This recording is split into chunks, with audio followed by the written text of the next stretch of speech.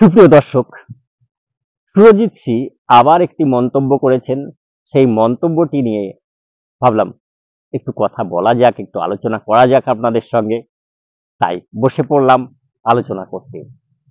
আসুন প্রথমে আমরা সুরজিৎ সি কি মন্তব্য করেছেন সেটি দেখে নিই। কেউ গরুকে মা বলে পুজো করে, তাহলে গরুর মাংস খাওয়া যাবে না। কেউ শুয়োরকে ঘৃণা করে, তাহলে শুয়োরের মাংস খাওয়া যাবে না। কাল বলবে কেউ মুরগিকে পুজো করবে, তাহলে মুরগির মাংস খাওয়া যাবে না।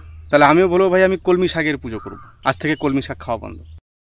আমরা শুনলাম সুরজিৎ বাবুর বক্তব্য। ধর্ম বিদ্বেষ করতে করতে সামান্য বোধ বুদ্ধিটুকু হারিয়ে ফেলেছে। কেন গরুকে মায়ের স্থান দেওয়া হয়েছে, কেন গরুকে পূজা করা হচ্ছে। ধর্মবিদ্বেষীদের যে মস্তিষ্ক এত নিম্নমানের, চেতনা এত নিম্নমানের হয়, এদের না দেখলে জানা যায় না, বোঝা যায় না। এ বলছে যে গরুকে বলা হচ্ছে, গরুকে কেউ বলছে গরুকে আমরা পূজা করি তাই গরুর মাংস খাওয়া যাবে না, কেউ বলছে শুয়োরকে আমরা ঘৃণা করি তাই শুয়োরের মাংস খাওয়া যাবে না, কেউ বলবে মুরগিকে আমরা পূজা করছি তাই মুরগির মাংস খাওয়া যাবে না, কেউ আর আমি যদি বলি যে আমি কলমির শাকের পূজা করছি তাহলে কলমির শাকও খাওয়া যাবে না। কি বুদ্ধি, কি জ্ঞান, কি বিবেক!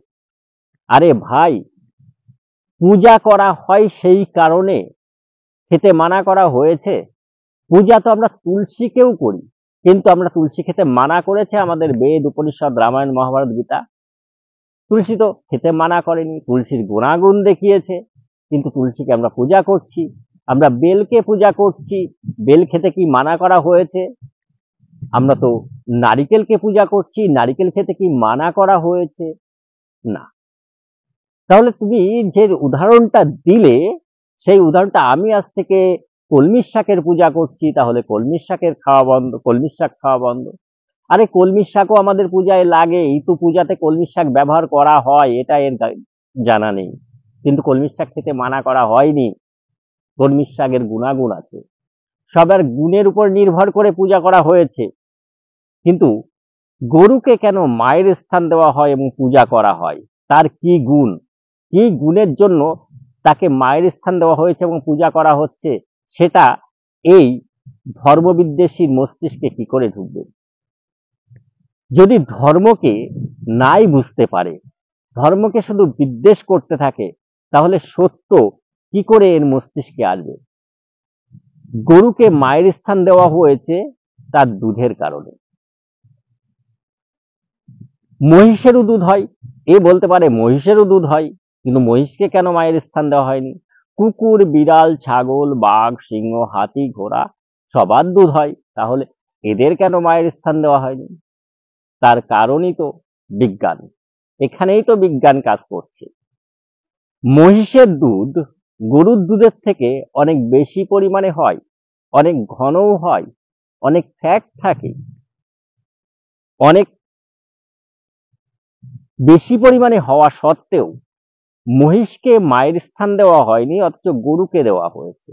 কারণ অতীতের যারা মুনি ঋষি ছিলেন তারা প্রকৃতির বই পড়তেন।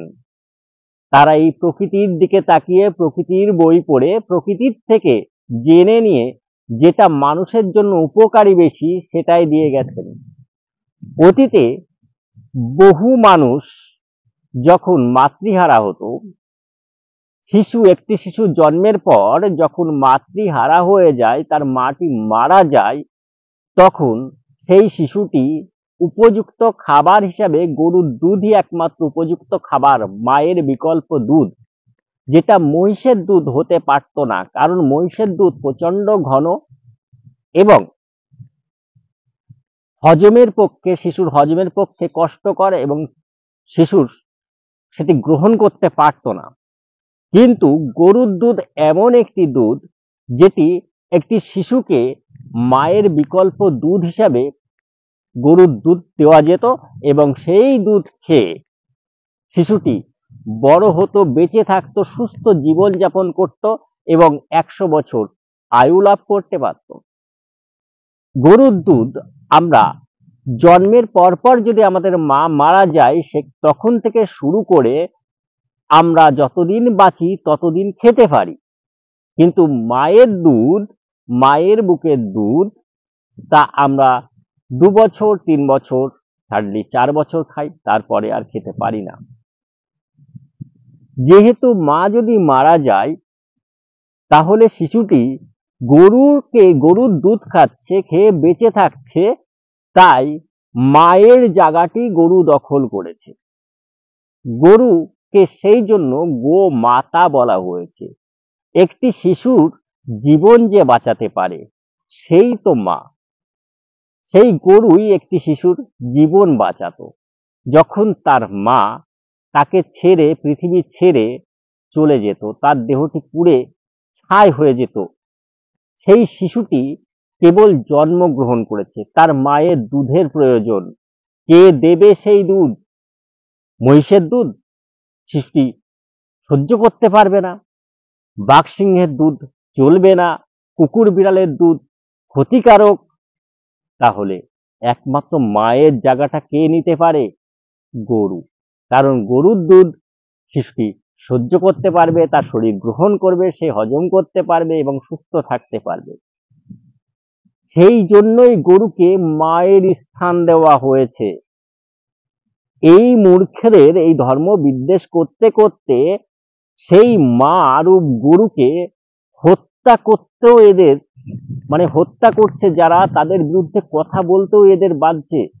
এরা ধর্মের বিরুদ্ধে কথা বলছে, মাকে হত্যা করতে বলছে, মাকে হত্যা করে তাকে খেতে। এদের মস্তিষ্কটা কি? এরা তো মনুষ্য হত্যা করতেও বাঁচবে না। এমন ধরনের প্রাণী এরা এমন ধরনের প্রাণী।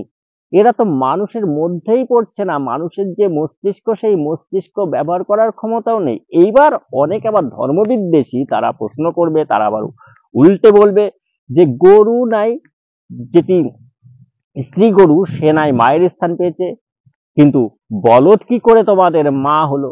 আরে বলদ, গরু বা ষাঁড় আমাদের মা নয়, আমাদের ধর্ম, আমাদের ধর্ম, আমাদের সত্য, আমাদের তপস্যা, আমাদের যজ্ঞ, আমাদের দান, এটি হলো বলদ গরু।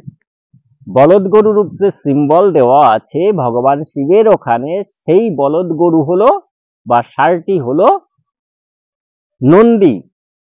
নন্দী হলো ধর্মের প্রতীক, বলদ গরু ধর্মের প্রতীক, আর গাই গরু মাতা, এক মাতার প্রতীক প্লাস মাতা।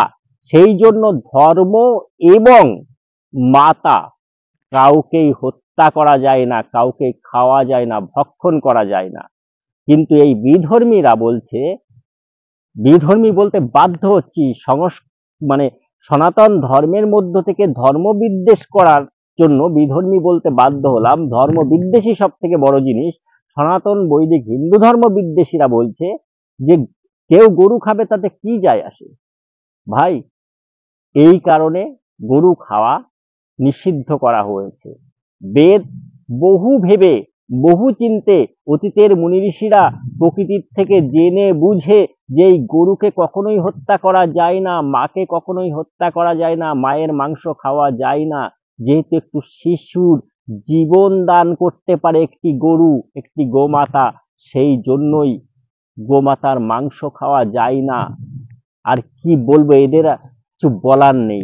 এদের মূর্খামি করতে করতে সীমা ছাড়িয়ে গেছে। এদের মূর্খামির আর কি বলবো।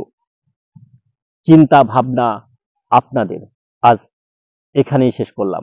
সকলেই ভালো থাকুন, সুস্থ থাকুন এবং সকলকে ভালো রাখুন। জয় হিন্দ, বন্দে মাতরম, জয় শ্রীরাম, জয় শ্রীকৃষ্ণ।